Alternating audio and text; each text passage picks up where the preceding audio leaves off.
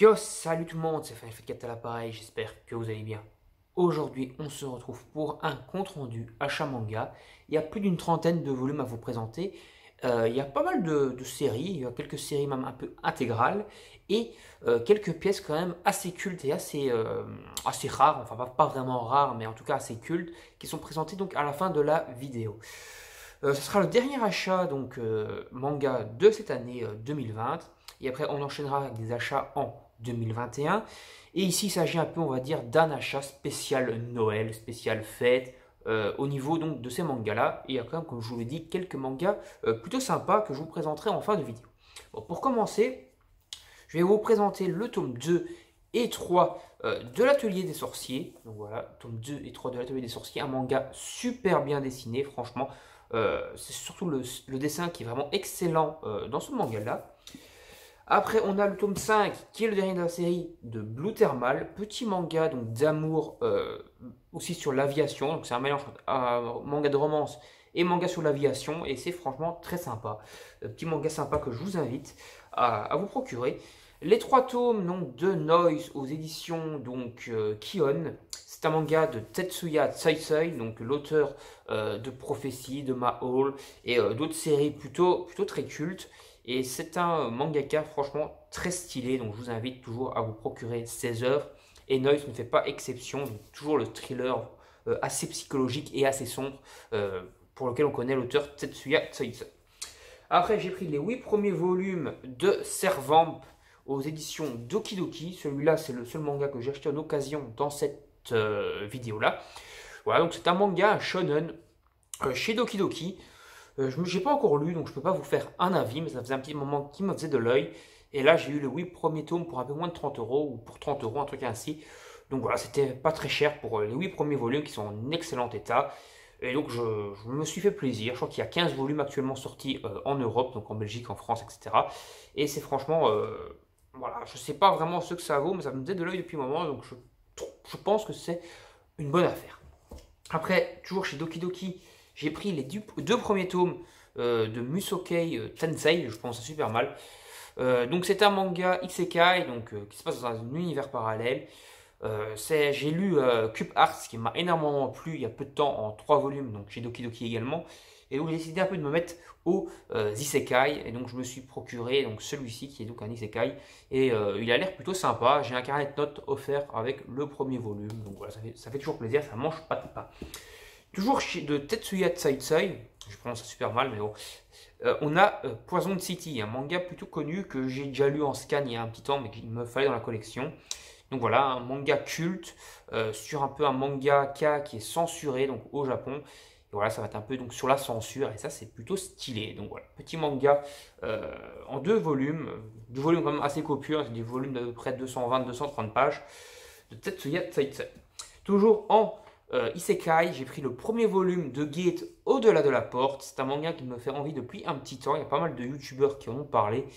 Et donc je me suis procuré donc le premier volume de ce manga. Il est assez copieux, je crois qu'il fait à peu près 240 pages le premier volume.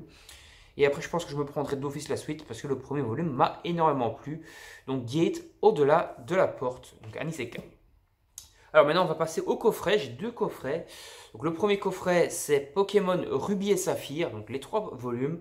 C'est toujours des volumes assez copieux, de plus de 400 pages, c'est-à-dire, je crois qu'il y a 6 ou 7 tomes de Ruby et Saphir en format petit. Ici, c'est le coffret, donc en 3 volumes, donc l'intégrale de la série, entre guillemets, Ruby et Saphir, donc chez Kurokawa. Donc voilà, le premier coffret.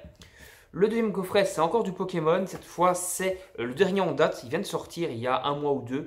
C'est Pokémon à grande aventure, hein, la série principale. Et là, c'est donc les variantes de la série. Donc, c'est Rouge-Feu et Vert-Feuille. Et, enfin, Rouge-Feu et Vert-Feuille et Émeraude également. Bon, voilà, c'est un gros mélange.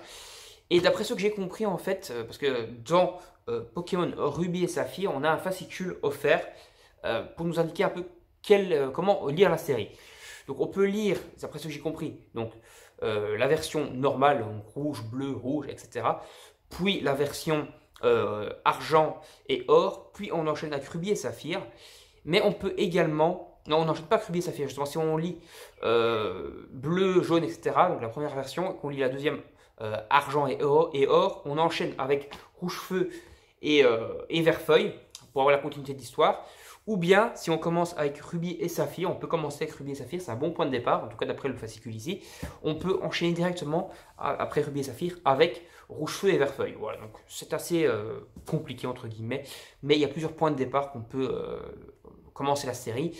Et ce fascicule nous permet un peu de savoir comment commencer la série. Je vais vous montrer d'un peu vite fait le fascicule, si j'arrive à le sortir de sa boîte. Voilà, il est ici.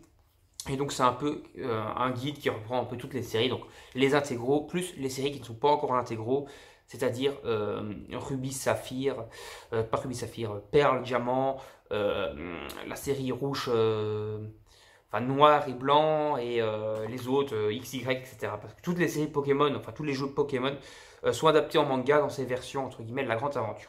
Maintenant on va passer au culte, comme je vous l'avais promis en fin de vidéo. Donc il y a 4 volumes, mais c'est des gros volumes. On va commencer donc par le tome 4 de Monster, donc en parfaite édition, bien entendu, c'est des volumes de 400 pages, plutôt gros, hein, qu'on peut regarder, on prend un manga classique, Gate, au-delà de la porte, si je le mets à l'endroit, voilà, c'est quand même beaucoup plus gros, même en termes d'épaisseur, bien sûr, c'est beaucoup plus gros qu'un manga classique, c'est édition Big Kana, ici, donc pour Monster. Et donc, le reste encore culte, du même auteur que Monster, hein, donc si je vais essayer de prononcer son nom correctement, donc Urasawa, je prononce ça super mal, je pense, c'est le manga Happy. Voilà, petit manga, je vous ai parlé dans la vidéo de 1000 € d'achat, là. C'est un manga que la youtubeuse Japenus, je prononce ça super mal, donc Zoé de la chaîne Japenus, et non pas Chloé, comme je l'ai dit dans la vidéo, comme un gros gogol, donc la chaîne que je vous ai présentée il n'y a pas longtemps, quoi. C'est un manga donc qu'elle affectionne, qu'elle a présenté plusieurs fois en vidéo, et ça m'a donné envie de me le procurer. C'est chez Panini Manga, et donc c'est aussi de Urasawa. Et donc c'est un manga sur le tennis, et c'est franchement des gros volumes aussi de plus de 300 pages. Et franchement c'est des belles éditions aussi, ils sont franchement stylés. Donc voilà, Urasawa qui est un auteur quand même assez connu, un Monster. Donc ça, je crois que c'est Old Boy aussi, ou un truc comme ça qu'il a fait. Donc c'est comme des séries assez cultes. Et je vais peut-être essayer de me procurer un peu toutes les séries de Urasawa, parce que je trouve que c'est franchement un super bon auteur. Et voilà, ces séries sont franchement stylées.